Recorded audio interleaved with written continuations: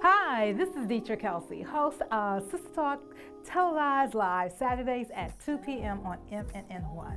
On Sistah Talk, we feature beautiful, intelligent sisters and brothers too, from the world of entertainment, politics, music, health and wellness, and so much more.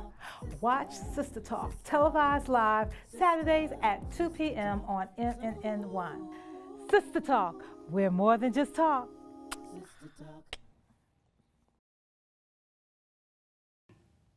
Hi, I'm Dietra Kelsey, and you're watching Sistah Talk TV show.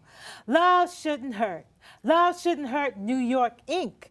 is a domestic violence awareness and support group comprised of victims, survivors, and supporters. The founder, Melissa Holmes, a 2-time domestic violence survivor, is here to tell us why she created her nonprofit organization. Thank you. Thank you for gracing the set of Sistah Talk TV show. Thank you for having me. Melissa, before we get into your organization and your experience as a domestic violence victim and survivor, I want to know Melissa Holmes before she became a domestic violence victim. Melissa Holmes I am the daughter, the sister, the aunt, the niece, the grandmother. I am all of these things. At one time, I was vibrant, outgoing, and so that light at some point was dim, and I had to relight and start it all over again. You know, it comes a time that we hit these pivotal moments in our life, and we have to sometimes just sit and try to figure out why certain things happen, but then you get this conclusion that they happen for a reason. You have to go through certain things in order for you to get to where you need to be. And that's where I am now. When you say you were vibrant, you were outgoing, in what ways were you, what was your hobbies back then? You know, I was one of those individuals. You know, I would try anything once. You know, I would never say, oh no, I wouldn't do that. I would try it for myself to see if I liked it. My hobbies, love hanging out with the ladies, quality time with the kids, movies. How many children do you have? I have 2. Okay. Now that I'm a grandmother, I love spending time. Matter of fact, I had the grandkids over last night. You know, there was just things that I love to do on the weekends and, you know, just make the most of the time. So you were a social butterfly queen. Absolutely. Absolutely. And I found it again. Okay. You know, so I'm there and I'm determined to stay where I am now. Okay, so let's get into the DV victim, okay? Your first husband, how did you meet him? We met when actually on my 25th birthday. I had gone out with the ladies and they had taken me out to dinner. And from there, we decided that we wanted to go dancing. And so we ended up at this club, Bentley's. And I had seen him, you know, several times before. And this one night he walked in and there was some chemistry. And I remember him offering to buy me a drink. And then we sort of kind of exchanged numbers and boom. boom. What attracted you to him? What made you marry him? Put it that way. What made me marry him? I'm not one for looks, but he had this great personality. He was family oriented. He was a hard worker. He worked 2 jobs. And so he was all about family. He was structured. He knew exactly what it was that he wanted. He took care of you. He took care of me. I mean, he was very attentive. He was very romantic. I mean, just the perfect gentleman. Too good to be true. Too good to be true. So you married him, and the abuse started after you married, or did you see some signs before, or did it start before you got married? No, if I would have seen signs in the beginning, I would have never married him.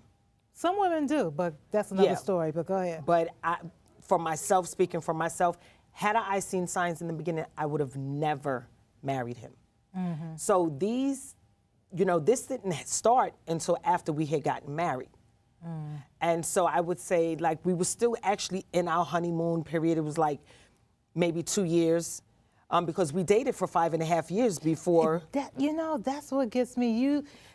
I hear from these meditation or Zen, these gurus, these spiritual gurus, you get a whisper. Did you not get a whisper before you got married? There was nothing, absolutely nothing. So what was the first incident after the marriage that he showed signs or that he was abusive?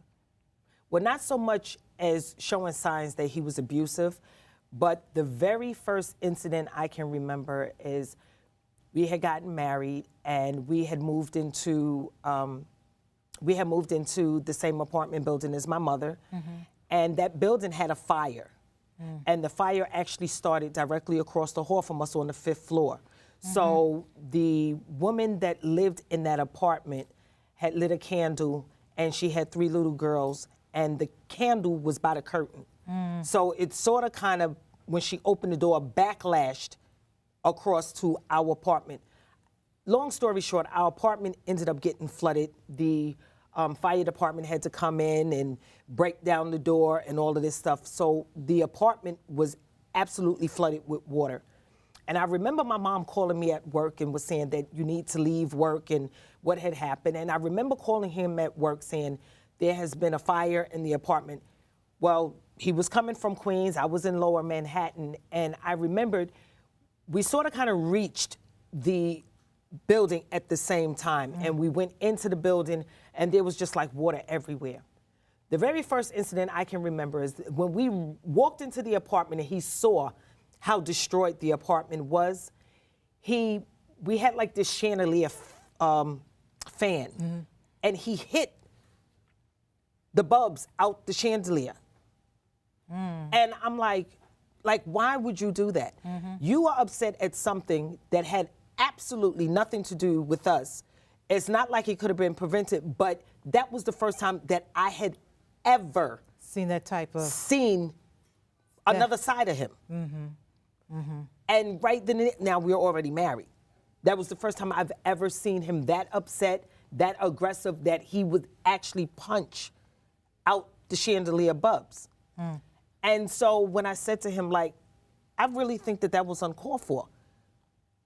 And so we had this discussion, and then it started from there. Like, then I started to see other little things, and then I started to see, he wanted to control like my every move, and wanted to know, like he started to time me when he knew like what time the bus should be at the bus stop on 86th Street to pick me up, how long it would take me to get from 86th Street to 152nd Street and Broadway, how long it would take me to walk from the bus stop to the building, stick the key in the door, check the mailbox, and walk up 5 flights of stairs. Did you resist that, or you just followed along? In the beginning, I really didn't, I thought in the beginning, he did it in such a way that made you feel like he cared for your safety. That's why he was asking all these questions and wanted to know. So it was like, oh, okay, well, he just want to make sure that I'm safe. Call me when you get on the bus. Okay, so he can meet me at the bus stop. So he made you feel like he was concerned. Like so many things are happening out there. I just want to make sure that you're safe. And so in the beginning, I really didn't think anything of it. But then when it started happening more often. And then, other things started to come into play. Then he's calling frequently me at work, and I'm like, why are you calling me like 15 times out of the day? I work from 9 to 5. That's like almost my whole day, you know, talking to you on time. Like, I can't talk to you like 15 times a day. And so then the red flag went up like, okay, he's calling a lot. You know, not like he's really calling for anything, just small conversation. So what you doing? Oh, hey, it's lunchtime. I'm having lunch. Then he will call again. So what you doing? I'm working. Like, this is what I do. And so then I started to get like these little signs, and the bells started going off, and all of these little things. Tell me when the first time he hit you. He really didn't hit me. He never hit you? He was more verbal. He grabbed me a couple of times. But because, you see, I'm little stature. My husband was like 6'2", 230 pounds. I'm little. And so he never really hit me. He was more aggressive, trying to stop me from doing certain things and stuff like that. A lot of people don't think that's abuse because that person, your mate, is not putting their hands on you, you know. So you suffered that, I would say, verbal abuse and mild physical abuse. That's the only way I could put it. For how long? Well, like I said, we dated for 5.5 years. It didn't start, so like 2 years after we had gotten married. So we were still like in that honeymoon phase. So it started about 2 years after we had gotten married. And so you were married for how long? When he died, we were married like probably about 4 years. So how did he die? He died of an asthma attack. I'm sorry to hear about that. I mean, I'm sorry that he was so verbally abusive, but also his life was taken like that also. But how did you leave? How did you get away from him? He died. Oh, that's how you, how you. Did you ever think about leaving him before he died? Or did you have any plans to leave him? Well, actually, I did leave, and I had, you know, with no place to go, and I ended up leaving, and because I worked in a doctor's office, and I would wait for the doctors to leave at night, and then I would go in with my daughter, and we would sleep on a couch in the office. And so then I would get her up in the morning and get her ready for school, and then I would get up and I would go around the corner to the diner and have breakfast and then come back into work like I was just coming in at 9 o'clock in the morning. And I did that for about 6 months until I was able to find an apartment in the Bronx. Okay, so, oh, really, okay. And so at some point he realized that I was not gonna come back to him, you know, like in my heart of hearts, I knew that things were over because he had already crossed the line that I felt that he could not recover from. And so, you know, he had called me at work that day, and he had told me many times before that he would have me killed. He wouldn't do it, but he would have somebody else to do it because he would never want to get his hands dirty. He had called me at work at 2 o'clock that afternoon and had said to me, "Today is your day. I promise you, you won't make it back to work tomorrow." And I remember there was something in his voice that really disturbed me because I had never heard him sound like he sounded that day he had called me. And this was May 7th of 2003. And I remember hanging up the phone, and he called back, and the receptionist patched the call through my office. And when I picked up the telephone, those are the words he said to me. I remember just hanging up the phone. I couldn't even respond to him. And I remember just hanging up the phone, and he had me shook. And I remember sitting at my desk thinking, like, today is the day. And I remember writing his name, his address, his social security number, and his phone number down on a piece of paper, and I put it in an envelope. And I remember calling the receptionist to my office and saying to her that if I don't make it back to work tomorrow, you ought to take this envelope and you ought to give it to the police because that means my husband had me killed. And I remember at 5 o'clock, I got to the front door because I had always told him, he had warned me out, and I remember saying to him, you know, if you're gonna have me killed, the only thing I ask is that you don't have me killed in front of my kids. Have somebody to catch me when I'm coming out from work because I never want to have a chance to defend myself if I see it coming. And so when I got 5 o'clock and I got to the front door, I can remember just dropping my head in silent prayer because I was determined that when I walked outside that door, I was just going to keep walking straight to the train station. I wasn't going to look back behind me because in my head, whoever he sent was going to be behind me. And that's what I told him. And so when I walked out and headed to the train station, I remember I made it all the way to the train station and nothing had happened. And I was like, shocked. Then as I went in my bag to look for my Metro card, my phone rung. And it was my son calling to tell me that his father was having an asthma attack. And so I remembered the next phone call was my mom. And I remembered saying to her, she kept saying, I need you to meet me up at Columbia Presbyterian Hospital. And I kept saying, for what? But she wouldn't say why or what had happened.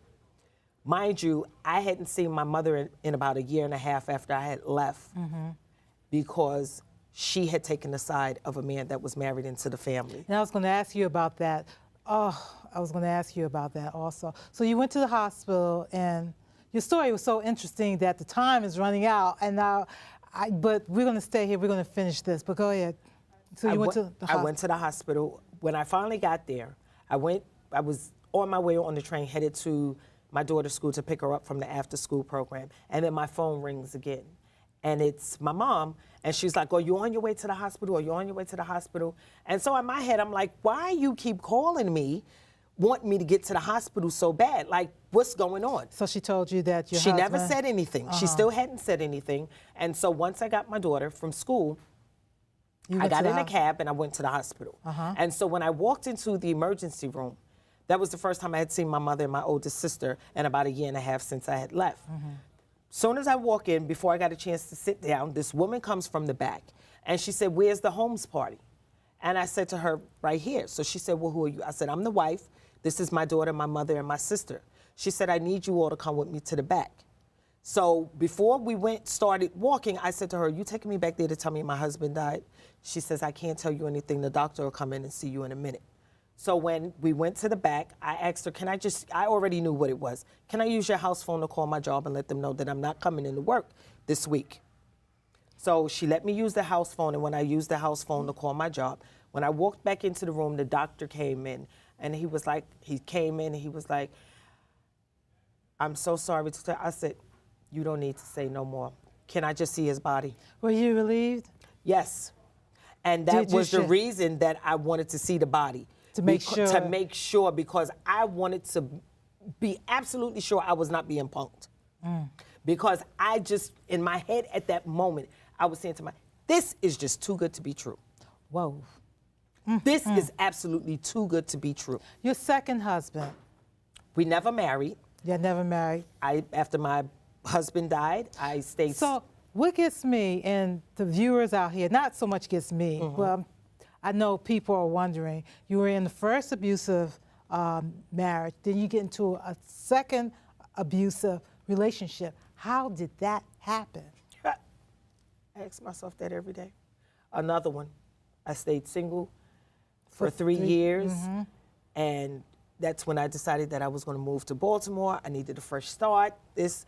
And so the next relationship I decided to give a chance. I thought, okay, I'm going to get back out there, I'm going to start dating and this, that, and so forth and the other. And the next relationship I decided to get into was another abusive relationship, which turned out to be 20 times as worse than my husband, and he tried to kill me too. So did your children witness all of this? With my husband, my son and my daughter, of course, my daughter is older than my son. So she was about, I want to say between 8 and 12, maybe. And my son, who was probably about 2, 3 years old, they heard a lot of things with my husband and I, a lot of arguing. They never saw the physical. But my daughter, who is grown now, she didn't move with me to Baltimore. She's grown. She has a family of her own. She's married with her kids. But because my son is a minor, he had to go with me. So he did witness a lot of things, a lot of verbal. He wasn't there for the physical because he was always I always kept him at the after school program away from home so that he was doing something constructive. But, you know, kids are not kids are not crazy. You come home and something is not right. They know when something is wrong. So how did you leave your second husband? I ended up having to stab him, and I fled back to New York. I stabbed him in Baltimore and moved back and fled back to New York. You started Love Shouldn't Hurt, New York, Inc. I know what made you, what was the green light that said, I gotta do this? People always think, I have to help other people. But you actually went out there, started a nonprofit organization. You're doing so much right now. You have like 7 awards and 12, I think, right? 12. 12 awards.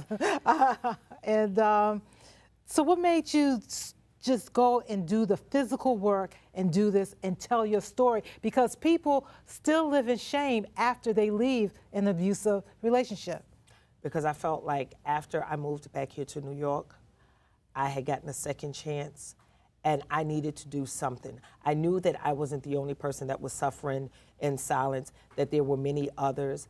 And so at that moment, I decided that I was going to dedicate my life and do whatever I could as an individual, do my part in making sure that these women and these men were educated about domestic violence, make sure the teens were educated about what's going on, educate the community that you could be living right next to somebody that may be suffering. You need to know what it is you can do to help them. Don't hear something and not get involved. You know, the worst thing is to be right next to somebody and still feel like you're alone. You know, I've been there, running down the streets and I'm hollering and screaming that he's trying to kill me with a street full of people in the summertime and nobody is doing anything. Nothing. Nobody is trying to intervene and nobody is trying to call the police and so you feel like you're alone. Although you see all these people in the street, you still feel like you are alone. And even with your family. Even with your family. You still feel like you're alone. And so, you know, I felt like I needed to do something. People need to know that they are not alone. So how do you do that? You go to colleges, you go to... everywhere. Everywhere? Every place that I get the opportunity or somebody gives me a chance to tell my story or what it is that I'm doing, I take every opportunity. And you have a play going on, right? Yes, I do. And what's the play called? It's called The Purple Lipstick Monologues. I created that platform to give other survivors. So other survivors come on and talk about their experience. Absolutely. Spoken word, dramatic, or what have you. Absolutely. I created that platform to give them to be able to speak out and have their voices heard. A lot of them take that opportunity, have never done monologues before, and they take that because it creates a safe place, because there's no room for judgment, because everybody in the cast is just like you in some form. There's one common denominator that brought them all together, and that's domestic violence, whether it be through sexual, physical, mental, emotional, financial, whatever it is. There's one common denominator. What's coming up next with you? Next year, I am coming out actually with my stage play, which is Love Shouldn't Hurt, which is also the name of my book. So that is coming out in 2018. And I will be at the front row. Okay. And so how can people get in contact with you? Absolutely. I'm all over social media, Facebook, Twitter, Instagram, LinkedIn. You can either type in Melissa Holmes or you can type in Love Shouldn't Hurt, NY Incorporated, and you're bound to find me. Thank you. Thank you so much. Briefly, in one sentence, can you tell your viewers, my viewers out there who are victims of domestic violence, can you give them any advice before we wrap it up? Absolutely. If you see signs in the beginning, don't stick around and wait for things to get worse. Make sure you take action immediately, but also be safe about your escape, because most homicides happen once a victim leaves her abuser. So be smart and strategic about your escape and make sure you stay going. Once you leave, don't let him sweet talk you back, because it's only going to get worse. Thank you so much. Thank you. Thank you so much. Thank you so much. This is Dietra Kelsey, and as always, I'm wishing you peace, love, and remember to stay in the light. Sister, sister talk. Sistah, sister talk, sister, ooh, sister talk.